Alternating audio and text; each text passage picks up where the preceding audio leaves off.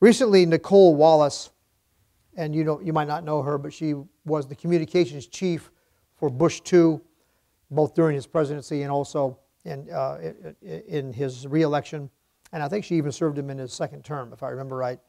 Also, she was chief campaign advisor for John McCain. And we know how that turned out. Anyway, she recently appeared on Fox to explain why she, along with several other prominent GOPers, Republicans, are siding with those who are attempting to overturn Proposition 8 in California. I'm not sure if you're aware of that, but it's a fact that several in the GOP, that's the grand old party, the Republican Party, a place where a lot of conservative Christians have found an avenue to get their voice, to exert their influence on the political process in the past, especially in the days of Reagan and so on. But there's a large number of people in that party who really don't like us around and want to push conservative Christians to the margins. And several in that party, several of the big names in that party have banded together and have written amicus brief, which is a friend of the court brief, and they are siding with Obama in encouraging the court, the Supreme Court, to overturn or to rule Proposition 8 as unconstitutional.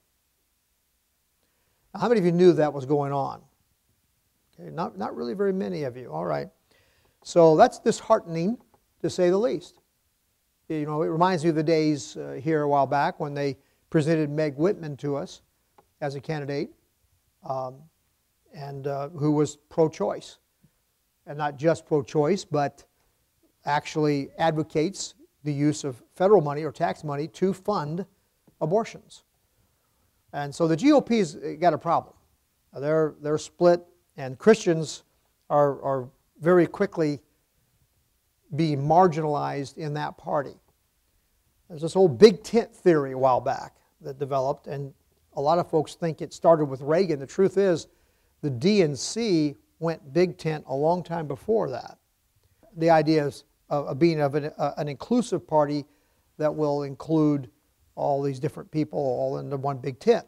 And of course, what happened in the DNC is when they began working to be inclusive of all the disenfranchised groups in the country, they gathered them together, began catering to them, and winning their support and so on. Well, what ended up happening is they began marginalizing Christians and almost pushing them out the door. So much so that lately in the Democratic National Committee, when they had their convention, they even had a vote on the floor to rule that God would be just pushed out altogether, that we wouldn't even mention him in their platform. So that's how it's gotten. That's where it went there. The same thing is developing in the GOP, where more and more the voices are growing and gaining strength that want to go big tent, and they resent the fact that the Christian influence within that party is getting in their way. The influence of Christians within that party is kind of almost requiring them or compelling them to take on issues like gay rights and abortion.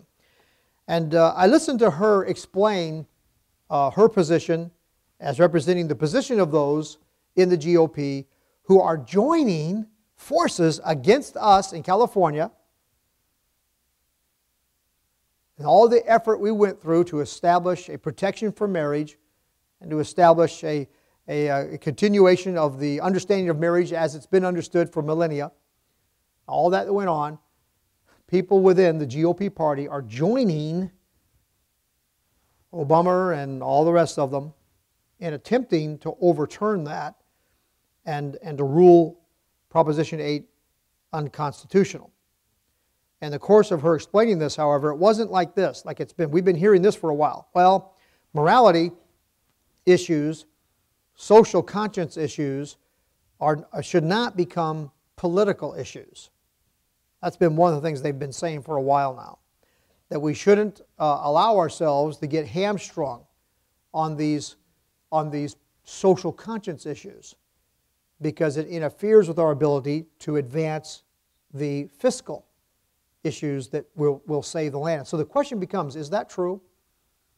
Is it true that if we could just divorce ourselves from concerns about social matters and let that play itself out without politicizing them? Of course, we are not the ones who politicize them, but that's another question, by the way. But that is, Christians did not politicize homosexuality. Christians did not politicize abortion. They did. It's really kind of a weird situation that we're in. But that's a different message right now. It's not where I'm going. Is it true that we should divorce fiscal concerns from social concerns? Are these people correct? Is it true that really we need all the help we can get? We need the homosexuals and we need the pro-choice people. We need to be able to appeal to them, because there are many of those people who are also conservative when it comes to fiscal things. And if only we would make some room for them on the issue of abortion, on the issue of gay marriage, if we would just make room for them, they would come over and join us. Well, if they were so concerned about fiscal issues, they would join us anyway. So obviously their greater concern is on the abortion issue, and they're guilty of the exact same thing they claim that we're guilty of. It's a convoluted mess is what it is. It's absolutely ridiculous. But here's what really disturbed me, is because there's been an evolution, and she used that word. There's been an evolution in the party, and now they're not just saying that we would prefer you guys just leave that alone. Now they're saying they are aggressively supporting gay marriage because they believe, now listen to this, they believe that's the truly conservative position. Now those of you who follow my radio show probably heard this week's show already. If you have not, you will hear it, and you'll notice I go into some of this there. Let me just wrap up my introduction this way and say, here's what she said. She said essentially that marriage is a conservative value, right? Yeah. And marriage is a good thing. And we all agree. We all agree that marriage is a conservative value and that marriage is a good thing. So why wouldn't we want homosexuals to get married? After all, marriage is a good thing and it's conservative. This is scary. Isn't that amazing?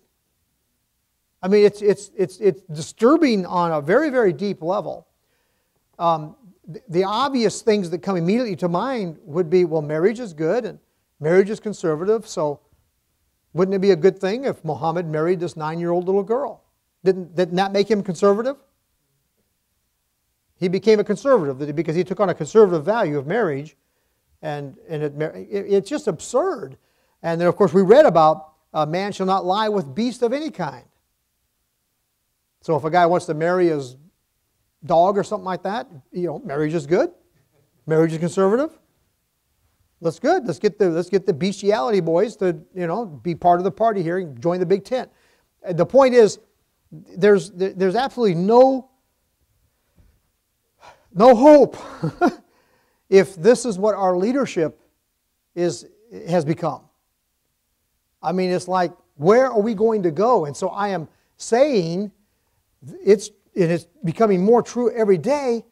It will not be long before the last place standing where you could get around people and rub shoulders with people who have a genuine commitment to traditional American values will be the independent, fundamental Baptist Church, King James only. I'm serious. Isn't that interesting? If you think about it, that's just about where it is. You'll be hard-pressed to find one of these New Cart churches that is holding on to traditional American values. There are a few of them still out there just sort of by their fingernails hanging on, but more and more of them are letting go and giving in. Or is God letting them go? And is God setting this up on purpose so that He is going to say, He's finally going to create a situation where it will be very obvious where His house is.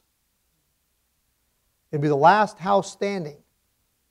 that continues to hold to the values that we read about just now, that understands the curses and the blessings, and understands that those things that they're embracing bring a people to a curse, under a curse. And the things for which we stand, the things we believe in, bring a people to blessing.